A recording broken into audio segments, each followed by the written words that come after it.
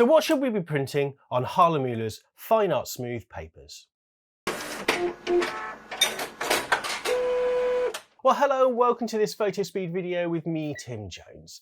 Today what we're going to be looking at is the Fine Art Smooth papers from Hahnemühle. And I'll be given a test pack. Now, if you watched my Fine Art Textured video on what we should be printing on textured papers, it's going to follow similar kind of lines, and I'm going to be using the Hahnemühle Fine Art Smooth test pack this time. So they do this in an A3 plus like I've got here, but they also do it in an A4 pack as well.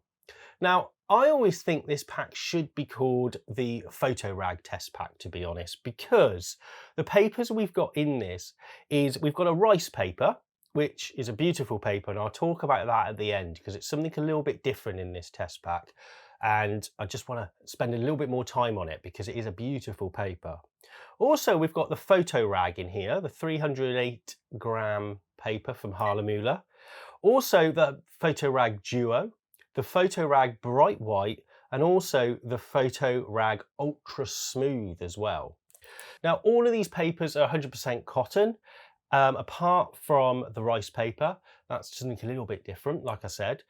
But like I said, it's the Fine Art Smooth test pack, but really it's the Photo Rag test pack. Now, it's probably the most popular fine art matte paper in the world, and it is that for a reason. So what I'm going to do is I'm going to take you through each of these papers and show you the detailed shots, and made a couple of prints on them as well, just so you can have a look and kind of my suggestions of what to print and how to use these fine art smooth papers. Now, this also could apply to other brands of papers like Fotospeeds and Cansen's papers as well. But today I am going to just be using the Hahnemühle test pack and looking at their range of smooth matte papers. And I have to say they are pretty beautiful as well, to be honest. But before we dive into kind of looking at these papers and kind of what they are and what they do, or as always, please don't forget to subscribe to the channel. Just click that subscribe button in the bottom right. Also, if you haven't already, sign up to the Fotospeed newsletter because that will keep you up to date with all the news, all the happenings and goings on at Fotospeed, and also exclusive offers and discounts. So today, if you sign up to the newsletter, there will be a newsletter going out with a discount code for all Hahnemühle papers. And also, if you haven't already, please download the Fotospeed Art of Printing, the free ebook all about printing, from turning on the printer to framing and mounting to profiles and everything in between. So if you're just starting out on your printing journey, then there's something in there for you. But if you're a seasoned printer, then there is something in there for you as well, and you can go into as much detail as you want. So go on the Fotospeed website, sign up to the newsletter and download the Fotospeed Art of Printing. Okay, so let's dive in to Hahnemühle's Fine Art Smooth test pack.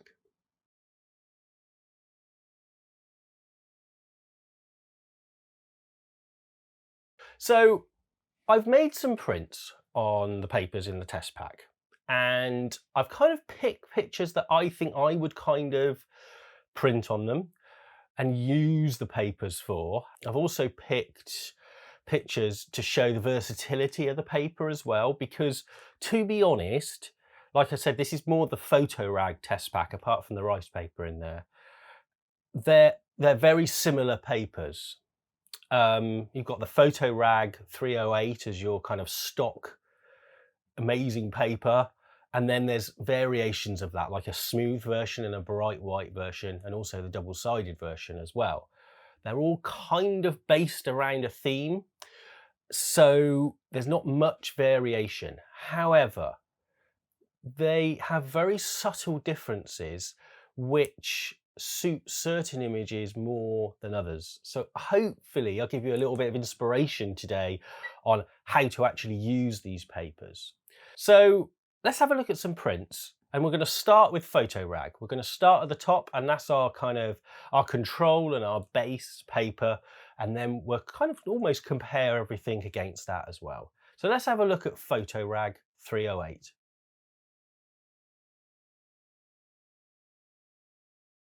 Okay, so here is a print that I've made on Photorag 308. Now, really nice picture, looks absolutely fantastic. Photorag has this very subtle texture to the page as well. It's a smooth paper, but there is just a very subtle texture to it. Hopefully the detailed shots I've done kind of highlight that. And it suits scenes very nicely. I've printed like a street portraiture on here, and it's worked really nicely, I think. It's held detail absolutely fantastically, especially like the number plate. It's got lovely shadow detail as well. We can see a definition between the trouser leg and the shadow under the car and things. On some papers, especially on perhaps the smooth paper that we'll come to in a bit, that could block a little bit. And that'll be the difference between them, the very subtle differences between. We've got some lovely detail in the windscreen here and things.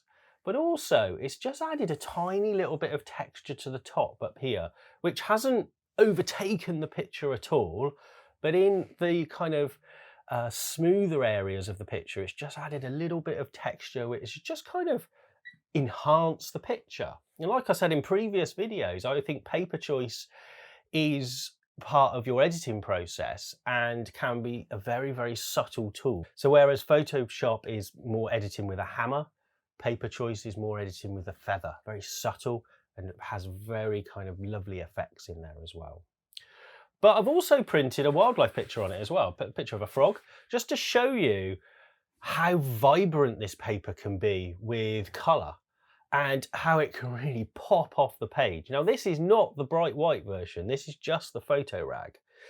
So it's more of like a natural white, however, does colour absolutely fantastically. And as we'll see in a bit, I've done some black and whites as well on Photorag. Does black and whites amazingly as well, and really has a deep, strong black in there. So you can't go far wrong with Photorag, I think, as a paper and as a choice. It's going to do everything really well. It's not going to struggle in any areas, shall we say.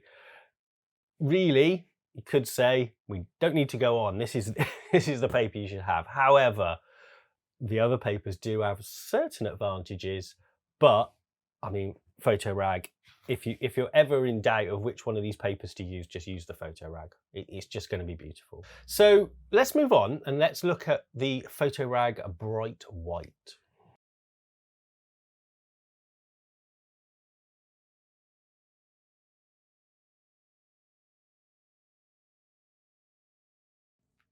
Okay, so I've done a couple of pictures on the Photorag Bright White. Now, the only real difference between this Photorag, the Bright White version, and the Photorag just standard version is the Bright White is slightly heavier. So it's 310 grams compared to 308 grams. So in practice though, there's not a lot of difference. I would say as well that the Bright White is very slightly smoother, in my opinion. Very slightly. Now, I've printed a couple of black and whites on here because for the Bright White version, I think this is where it has a slight edge over the Photorag. It holds the detail because of that white base, that really strong white base in here. It holds the detail beautifully in the kind of the fur and the antlers and everything in here. Especially in the snow part down here as well. It holds that white and it really does do a fantastic job. I'm not saying it wouldn't on the Photorag. I think just the white base of this just makes it pop a little bit more. And I think for black and whites, I normally say a white base is better because it gives you something for everything to play off against, the mid-tones and the shadows and highlights and things to play off against. But saying that, the high white point does come at a cost, that it does contain quite a few OBAs, so optical brightening agents. So over time, these will evaporate over decades. So it's something to think about, that they could possibly yellow a little bit over time. Now, I've done this picture here as well, mainly to illustrate the black and the black point that this paper can achieve. Now, it's got lovely detail in the shadows down here. It's picked up all the little kind of mid-tones and everything, and all the little details are lovely and sharp on the grills and fenders and things on here. But the black area up here is a really nice deep black. It's not going to be as deep and as silky as, say, a brighter paper, because this is still a matte paper.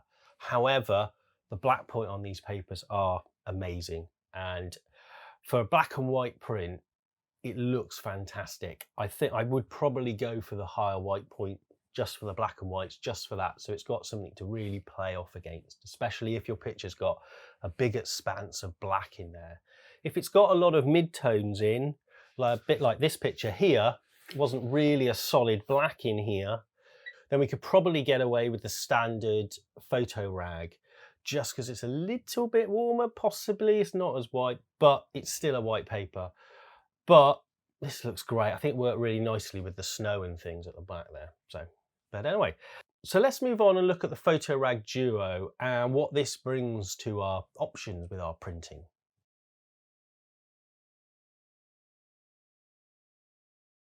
Okay, so here is the Photo Rag Duo. Now, this paper is very smooth. It is very similar to the Photo Rag Ultra Smooth. It doesn't really have a texture. I've tried to show it on camera, and trying to show the texture of a smooth paper on camera can be quite difficult. So apologies, but I will pop up some shots and things so you can have a look. Now, it's very smooth, but the advantage of this paper is that you can print on it both sides, and it gives fantastic reproduction on both sides. The only little niggle I have, and if Hahnemeuhle are watching, on the double-sided paper, I should have said that all the papers are stamped at the bottom so you can identify them in the test pack. Now on the Duo paper, you've got one side with a stamp on and then one side without.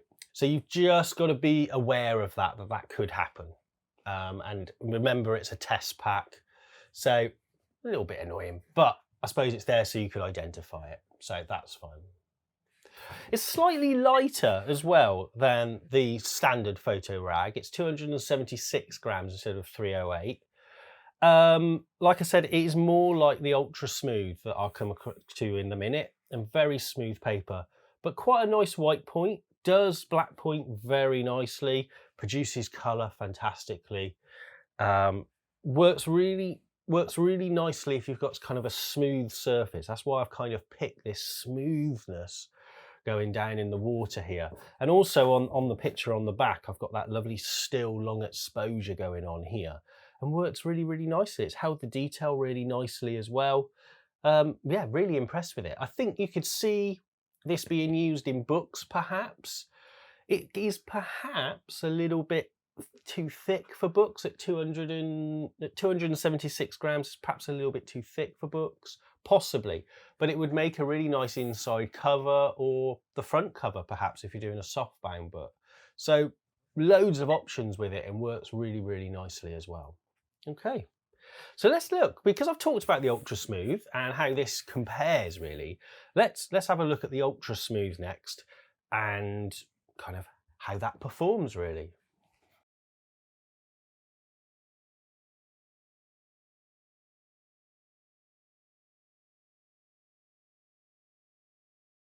Okay, so let's look at the Photo Rag Ultra Smooth. Now this is 305 grams, so a little bit lighter than kind of the standard Photo Rag. However, you can't really feel it. It feels amazing in your hand, this paper, I have to say. You can really feel the cotton in it, and it just feels beautiful. It is a very smooth surface, a bit like the Duo. And like I said, I've tried to show it the best I can on camera, so apologies if it doesn't come out quite as well, but it is quite tricky to try and show a really smooth paper on camera. It really suits a bit of a shot like this, where you've got a big expanse of, say, a solid colour, in this case white, going into, say, a black and white, and it's just smoothing very nicely. Suits this. I think if I did this on the standard photo rag, there would be a bit too much texture distracting from everything in here, and the building would get a little bit lost. But it also works really well for portraits as well. Again, a little bit of street portraiture here. And it'll work really well for landscapes and things like that as well. However, I would say for landscapes, personally, for me, I prefer a little bit of texture. So I probably would go for the standard Photorag 308 when I'm looking at landscapes, because I just want that little bit of texture that that paper would give. Now, for portraits and things, it works really, really nicely as well. It's done colour fantastically. Again, it's performed really well in the shadows and highlights and everything in there. I would say this paper suits muted colours a little bit more, a little bit better. It can tend to block just underneath this wheel here, where it's a black wheel going into the shadow. It's just lost a tiny little bit of definition. It does, as I always say, this paper kind of just sucks the contrast a little bit, very slightly. So you may need to just do a little bit of tweaking in there. But once you get it right, it really looks absolutely fantastic and really, really nice. Details really nice. We've got all the checks and things on the trousers and everything. It just looks really nice. Like I said, it suits muted colours a little bit better. If you wanted kind of a bright brash colour, then probably look at the bright white, whereas this is a little bit more subtle for you. But yeah, really beautiful paper. Feels really, really nice.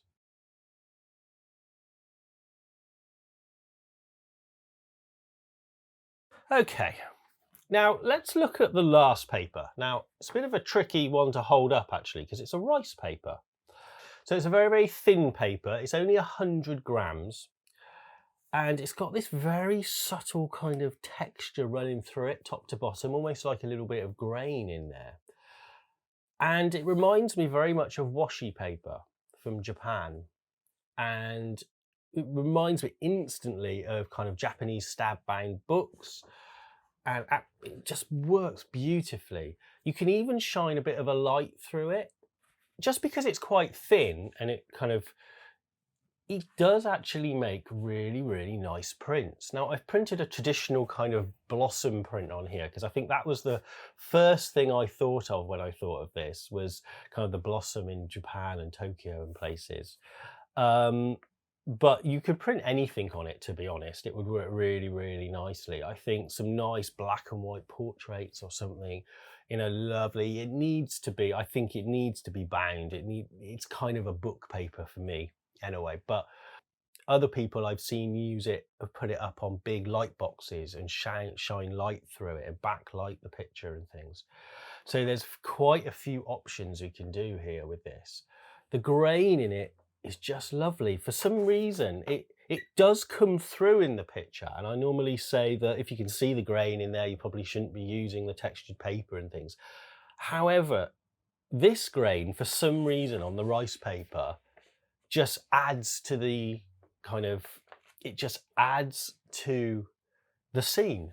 And it's just really, really nice and really beautiful paper. It's held detail really nicely. It's blocked a little bit in the shadows, but it could be, we just need to open those up very, very slightly. But again, a beautiful paper and well worth something a little bit different in this test pack other than the photo rags. Really nice. I think I need to use this one more. But yeah, I think it's really, really nice. Well, I hope that's given you an overview of what is in the Hahnemeuhle Smooth Test Pack and what kind of pictures might work best on these smoothish papers. Now, they're a little bit different to the textured papers in that generally, because they're a smooth paper, most subjects will work quite well on all of them. And also, because they're all photo rag products, apart from the rice paper, they're all very, very similar. If I had to pick one though, I'd probably go with just the standard Photorag 308. It's the first paper. It does what it says on the tin. It's got that beautiful grain structure to it, which I kind of like. Some of you might not like it and you might prefer the ultra smooth. For me, I really like that very subtle grain structure that the Photorag 308 has. And also I quite like the natural white point of the paper as well. Although it's still white, it's just the bright white perhaps is a little bit too much, and also it's that little bit smoother, so maybe it's just that tiny little bit more texture in the Photorag 308, the standard version, that I'm kind of liking, and it's kind of swerved my decision a little bit. Well, I hope that's been useful and given you some ideas and inspiration, I suppose, of what to use the Fine Art Smooth test pack for. But also don't forget, we here at Fotospeed do our own range of Fine Art Smooth as well and do test packs in that as well. However, the Hahnemuhle papers are truly beautiful, and if you haven't tried Photorag, I really strongly suggest you perhaps get an A4 pack of the Fine Art Smooth from Hahnemuhle and just give it a try, and try the test pack as well and see which one you prefer. Like I said, I prefer the standard 308 Photorag, but many people I know prefer the ultra smooth and the bright white as well.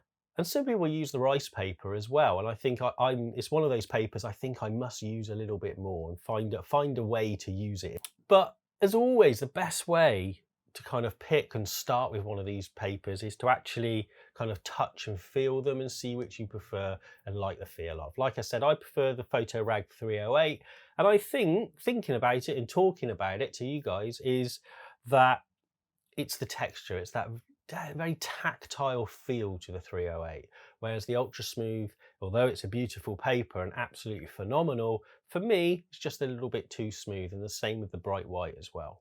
But that's just my opinion, so please pick your own and see which works best for you. Before I go though, please don't forget to subscribe to the Fotospeed YouTube channel. Also sign up to our newsletter for exclusive discounts on Hahnemuhle papers this week. And also don't forget to download the Fotospeed Art of Printing from photospeed.com. Now, we have new videos coming out every Thursday on the Fotospeed YouTube channel. If you've subscribed, you should get some notifications as well. But don't forget, we're here every Thursday. So on that note, I'll see you next Thursday. Bye-bye.